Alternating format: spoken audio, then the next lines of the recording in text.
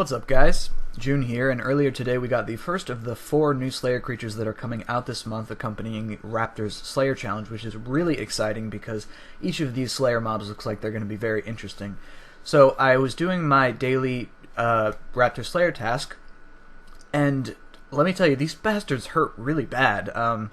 They don't have a lot of HP. They're about on the same level as Celestial Dragons, but these guys will tear you apart. So I thought I would throw together a short little video and talk about some of the strategies for them and some things you need to keep track of that I picked up over the course of my task.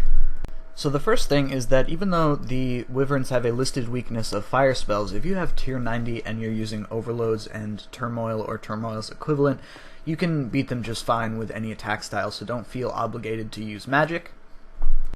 The second big thing to think about here is that the Wyverns use an icy form of Dragon Breath just like Skeletal Wyverns, and if you guys are familiar with those, you'll know that the Super Anti-Fire Potion doesn't do anything to block that damage. You have to either wear a Dragonfire Shield, an Elemental Shield, or you can use the new combination Wormfire Potion, which is one of the combination potions that came out with the Elf City. So I recommend either using a Dragonfire Shield or a Wormfire Potion, and actually shield abilities do come in handy here, especially if you're not like a maxed player. You will probably need to be camping things like Immortality and Barricade to make it through a task in one trip. The last element of fighting the Wyverns is actually a pretty interesting group of new mechanics. Anytime you're inside this dungeon, you'll have a new icon pop up on your debuff bar that looks like a snowflake, and if you hover over it, it will show you what the different states of coldness are and what effects are associated with them. So, in the warmest state, you will receive higher damage from the poison effect that the Wyverns have, and this is actually not blockable with anti-poison potions or with the Poison Purge aura, so there is no way to block this, you just have to tank this damage. However, if you are allowing yourself to get colder, the auto attack damage from the Wyverns increases pretty dramatically, and at the highest state of coldness, you basically get stun locked forever. Even with Anticipation or Freedom, you just get instantly re-stunned, and I actually died once to this effect before I learned that you can keep yourself warmer.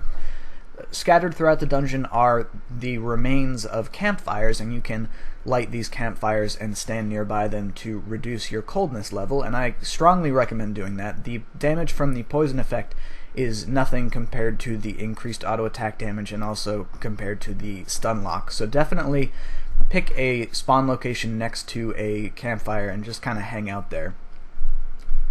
Aside from these things, the only tips I can really give you are that you probably want to be using either Deflect Magic or Deflect Ranged, because even though you can heal quite a bit from Soul Split, the auto attack damage from them is so significant that you'll get much better results using a Protection Prayer.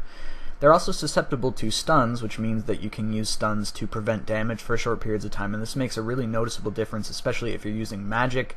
With Asphyxiate, you get a brief period where you're not going to be getting camped for 2k, 2.5k hits. And the last thing is that I would honestly recommend you bring a yak or whatever your best beast of burden is and just fill it with sharks or some other kind of effective and cheap food, because these guys really do a ton of damage. So even for a short Slayer task, you should expect to probably eat your way through your yak, even doing all of the things that I mentioned to try and mitigate damage.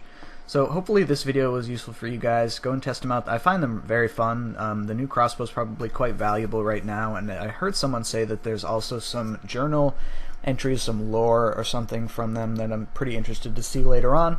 Hopefully this Raptors challenge and the next 3 monsters are equally rewarding looking, and I'll probably get videos out for those when they come out as well. So I'll see you guys in the next video.